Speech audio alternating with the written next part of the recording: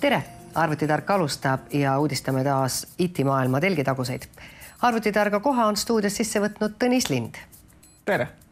Tõnis, sinul täna mitte ühtegi videolugu ettevalmistatud ei olegi. Oled meil lihtsalt eksperdi rollis. Just, ja lähemegi esimese loo juurde, milleks on Eestis toodetud sülearvutid.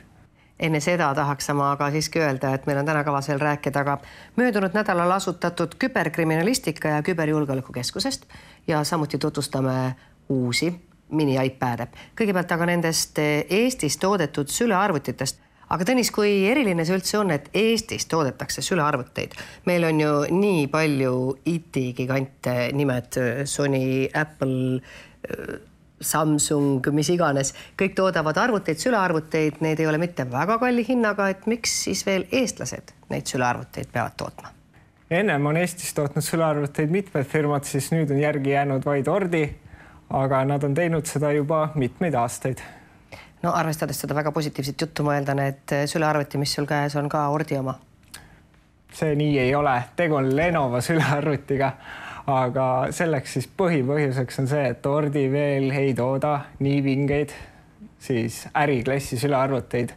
Kodukasutaja sülearvutite tootmine on neil juba väga heale tasemele arenenud ja neid kindlasti soovitan.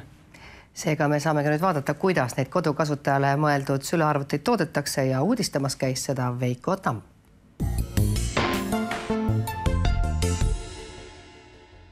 Kaasajal on enim müüdud sülearvuteid kui lauaarvuteid. Kas teile ütlevad midagi sellised nimed nagu Clevo, Compal, Quanta? Ma kardan, et vist mitte. Kui küsida aga, mis on Dell, mis on HP, mis on Fujitsu, siis paljud teavad, et need on sülearvuti tootjad. Kuidas üks sülearvuti valmib ja kas siis tõesti Eesti sülearvuti on viletsam millegi poolest kui kuskil mujal Saksamaal kokku keeratud masin. Kõigepealt aga, mida need nimed siis, mida ma siin mainisin, tähendavad? Sülearvutite tootmine on ääretult globaliseerunud ja suur osa nendest sülearvutitest saab alguse Taiwani firmadelt.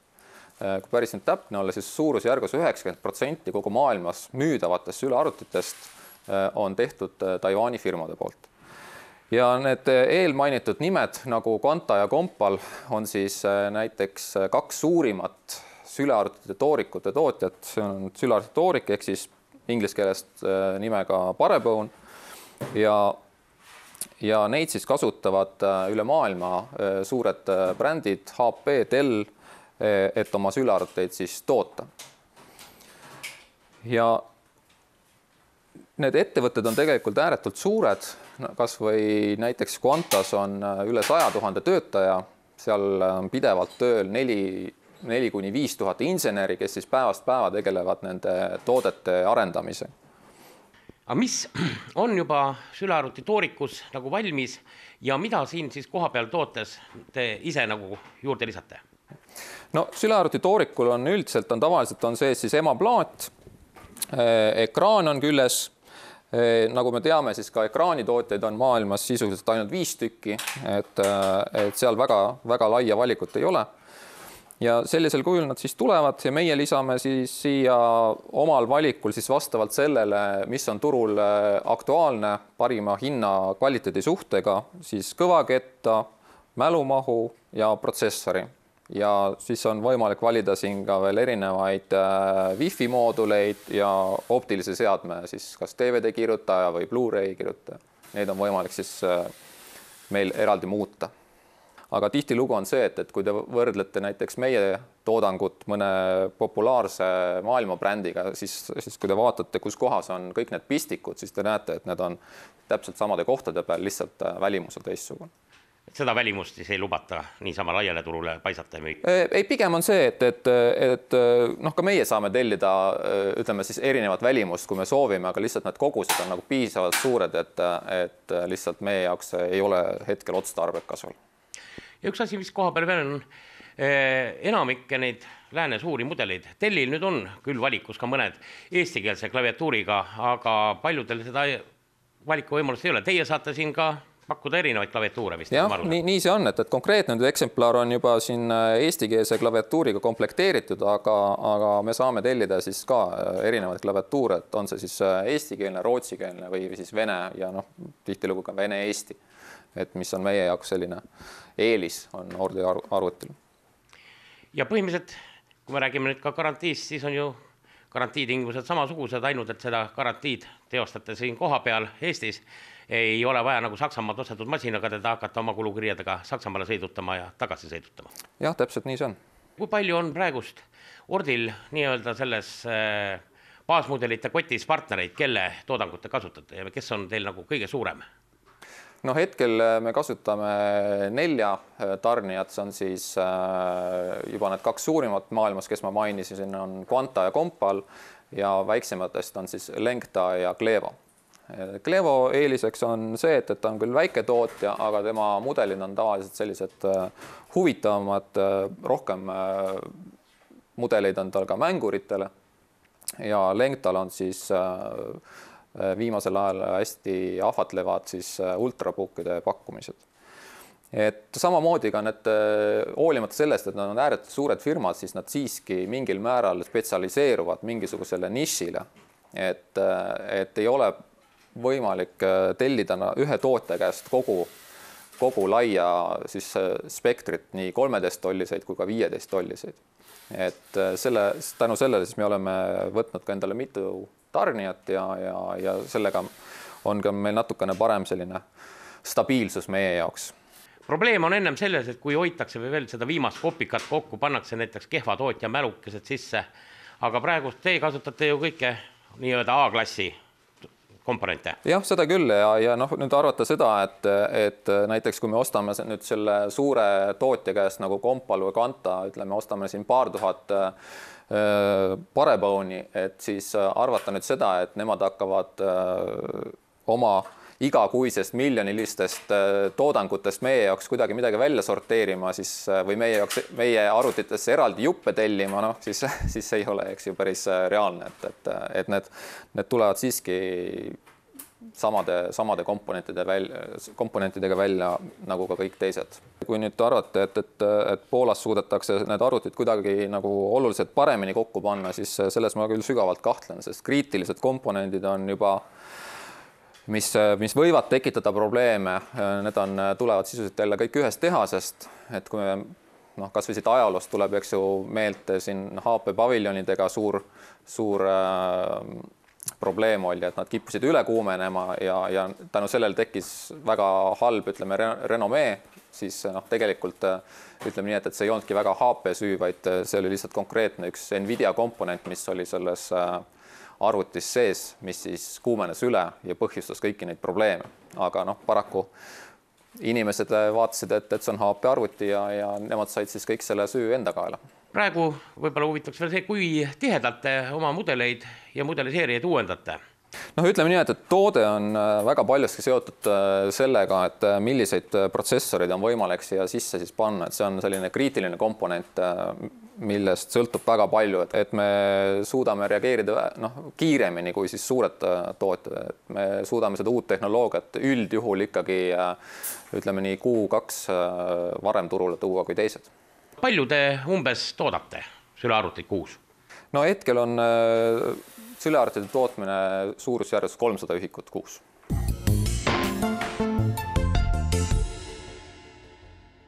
Nüüd on meil kavas rääkida möödunud nädalal asutatud küberkriminalistika ja küberjulgeoleku keskusest, mis loodi Tallinna Tehnikaülikooli juurde. Ja asutati see eelmisel nädalal teoks saanud rahvusvahelisel konverentsil Kübercrime 2014. Kui oluline selline märksõna kübercrime või küberkriminalistika meil tänasel päeval üldse on?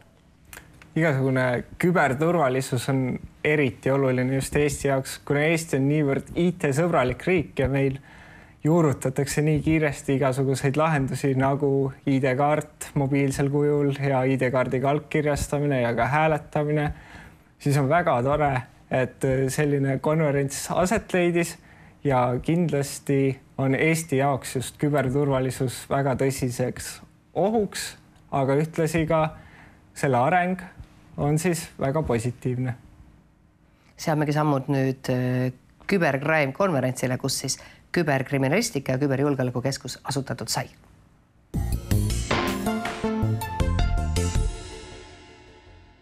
Möödunud nädalal asutati Tallinna Tehnikaülikooli küberkriminalistika ja küberjulgeoleku keskus, mille eesmärgiks on Eesti küberjulgeoleku kompetentsi ja võimekuse tõstmine õppeteadus- ja arendustegevusega.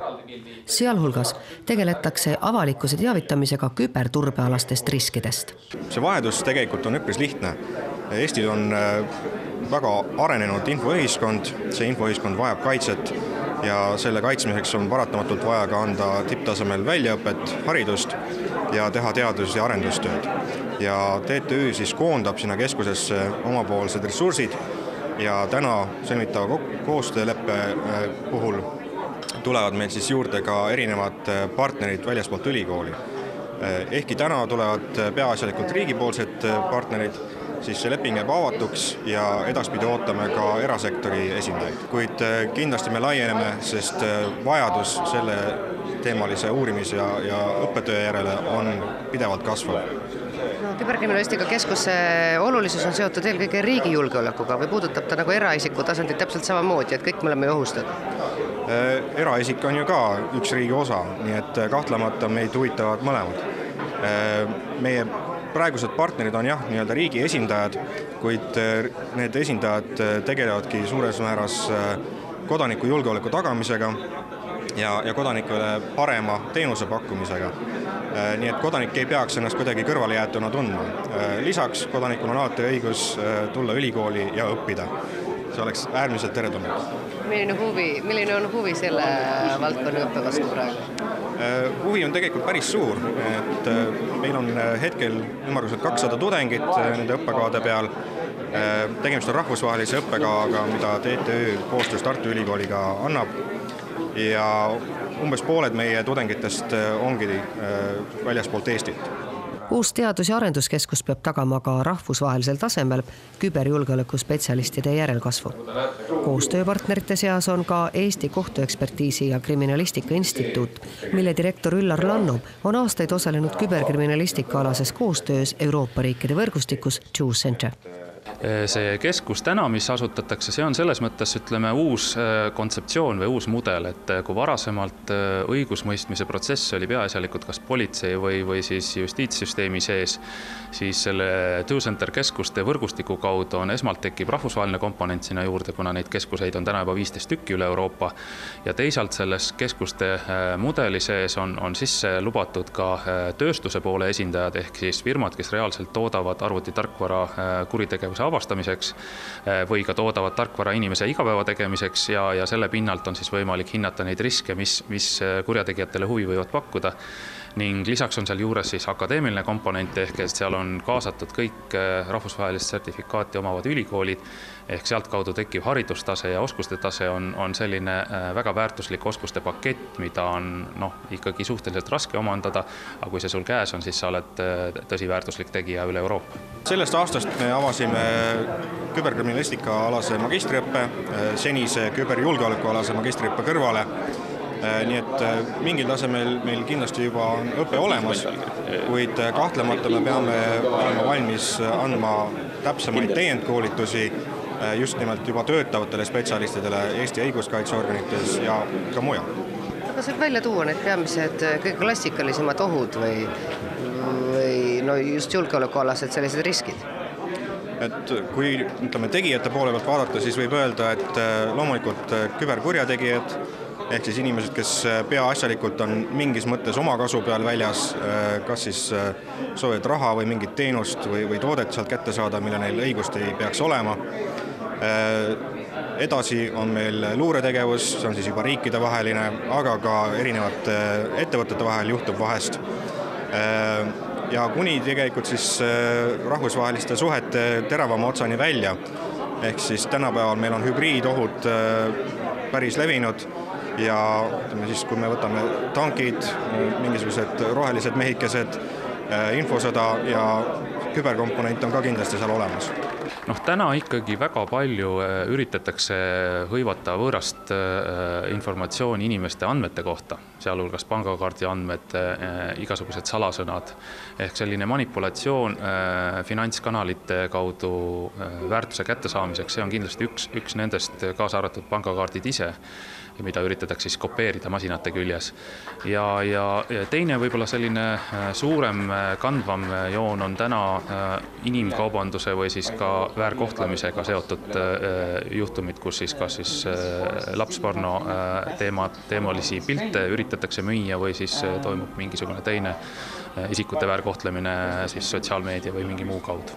Ja kuivõrd peaks üldse tavatarbija olema kursis see küberkuritegevuse ohu või riskidega või kas ta on? Ma arvan tänasel hetkel ikkagi, et sellest räägitakse veel vähe.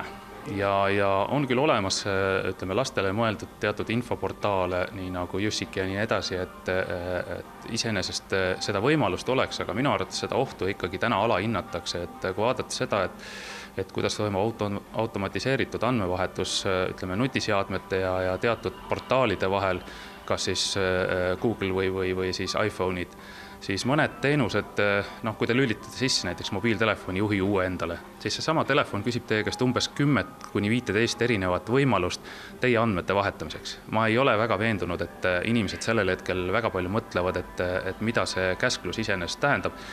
Pahatihti need käsklused jäävad seadmetes aktiivseks, mis tähendab seda, et kui inimene seda ise välja ei lülita, siis see andmevahetus reaalselt toimub ja võib juhtuda niiviisi, et ostes endale uue telefoni 2 kuud tagasi, ilmuvad selle sisse 7 aastat vanad andmed, mis olid kuskil hoiul ja selle tõttu olid ka kättesaadavad kõigile nendele, kes võib-olla pahatahtlikult ei peaks nendele juurde pääsema. Ehk see teema on kindlasti aktuaalne, sellest tuleks rohkem rääkida. Mida siis teha sellises olukorras? Iseenesest ma kujutan ette, et kui nüüd ütleme rääkida iseenda andmete kaitsest, siis juba ainuüksi isikuandmed iseenesest, mis on ID-kaardi peal ja ütleme pangakaartide peal, et nendesse suhtumine peaks olema väga hoolikas, nende hoidmine peaks olema väga hoolikas. Vanematel on võimalik alati oma laste nutitelefonid üle vaadata, et millised andmevahetusrežiime ja ütleme vorme nad kasutavad. Kindlasti kodus võiks rääkida lapsevanemad arvutite turvalisusest, viirustest, mida need viirused teevad ja et igale käsklusele ekraani peal vajutades kohe jah, võib käivitada, ütleme siis programmi, mis ennast vaikselt arvutisse sisse imeb ja hakkab seal vaikselt tegutsema ilma selle inimese teadmata, nii et neid võimalusi on palju iseenesest. Küsimus on tahtmises. Tõestamaks, et Eesti näol on tegemist tõelise IT-riigiga, olid ministrid ja riigiametite esindajad oodatud publiku ees andma digiallkirja. Siiski ei lähe kõik alati nii sujuvalt, kui IT-riigi kuvand ette näeb. Ümbriku allkirjastamine ebaõnnestub. Jaa. Aga kui ma teen seda hoopis teistmoodi. Aha. Ei taha kuidagi töötada meil see.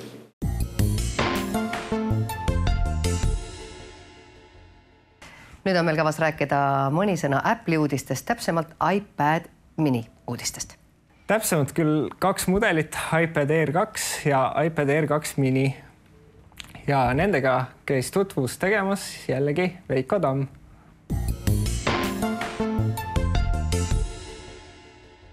Apple'il on 2 uudist meile pakkuda. Mida need kujutavad? Siinkohal olemegi jõudnud järgmise sammu edasi. Et on Apple'ile siis täiesti uudselt siis iPad Airid tulnud, iPad Air 2, kui nüüd täpselt nime suhtes hakata rääkima. Et mida täpsemalt sisaldab iPad Air, seda me saame nüüd lähemalt uurida.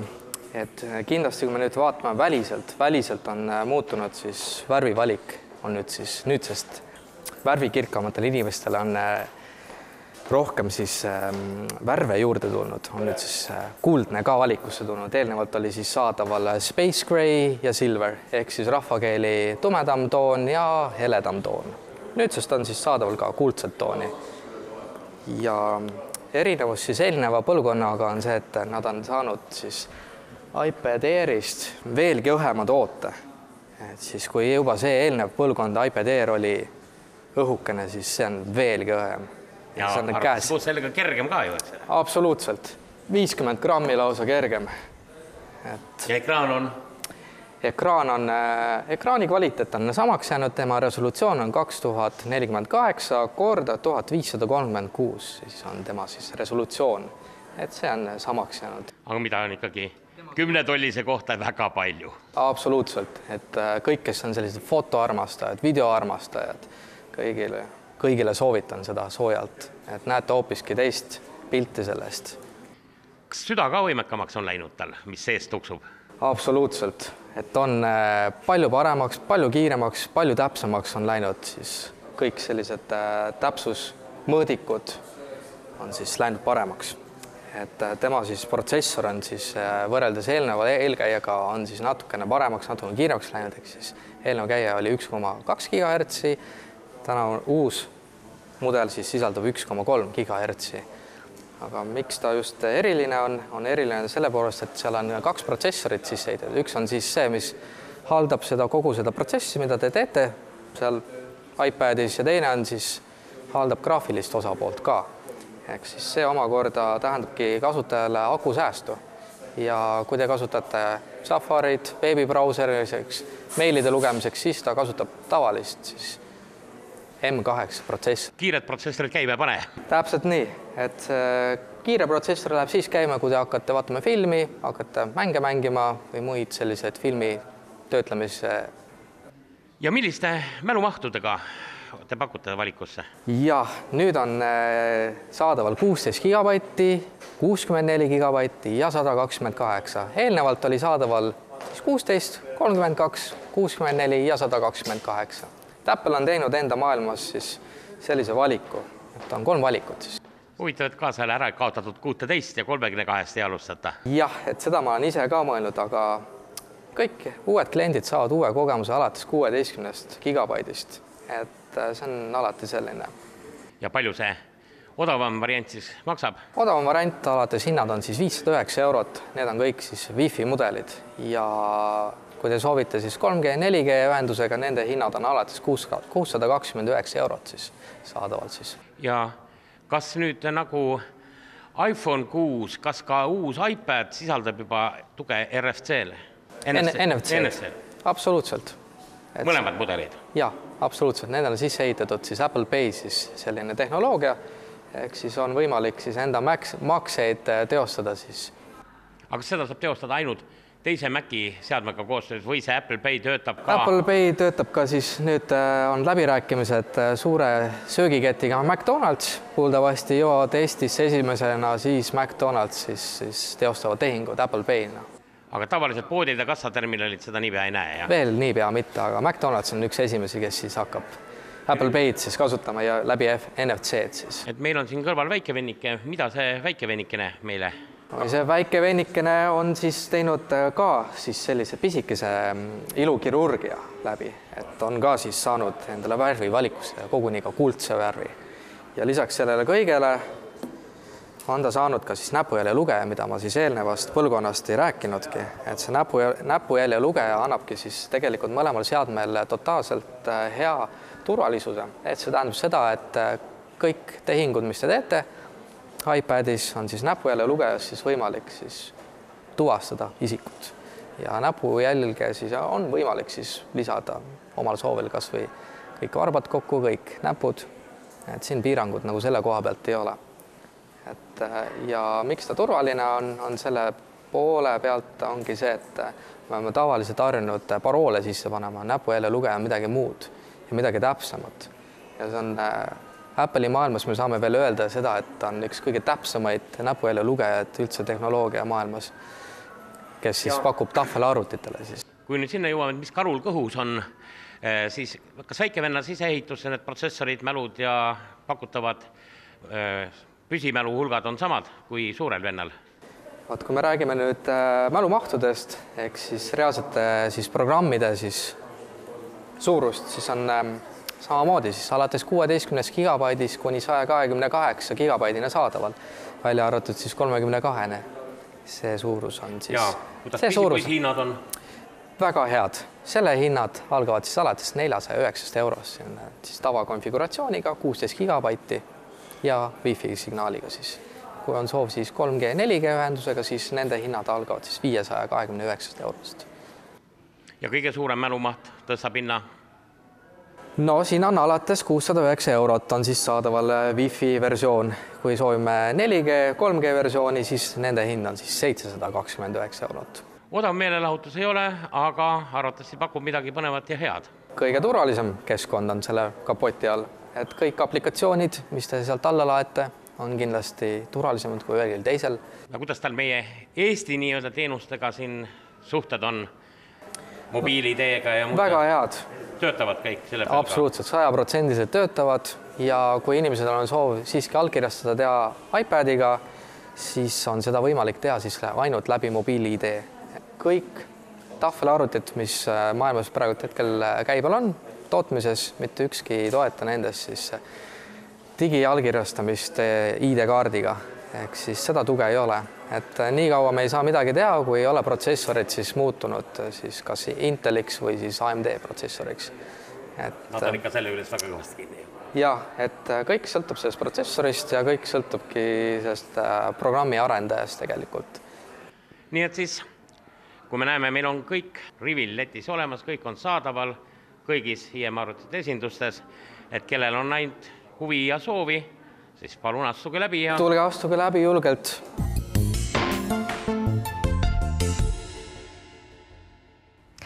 Mul on siin nüüd kirjas, et saade hakkab läbi saama ja jäänud on veel vaid eelmise saate vaataja küsimuse väljaloosimine. Ja see küsimus oli? Eelmises saates esitati küsimus, mis on uue Far Cry 4. osa peategelase nimi. Ja Tõnis muidugi ütleb ka kohe, et mis see õige vastus siis oli. Tal on see kirjas. Ja peategelase nimi on AJ Cale. Ja, väga keeruline oli seda küll kokku lugeda, aga õigeid vastuseid saabus meile üle 50. Kõik õigesti vastanud nimed on siin võidupokaalis kirjas ja võitja loeb ette Tõnis. Nii. Ja võitja nimi on Eda. Ja meil on teie e-mail olemas, nii et Eda teiega võetakse ühendust ja võiduks on?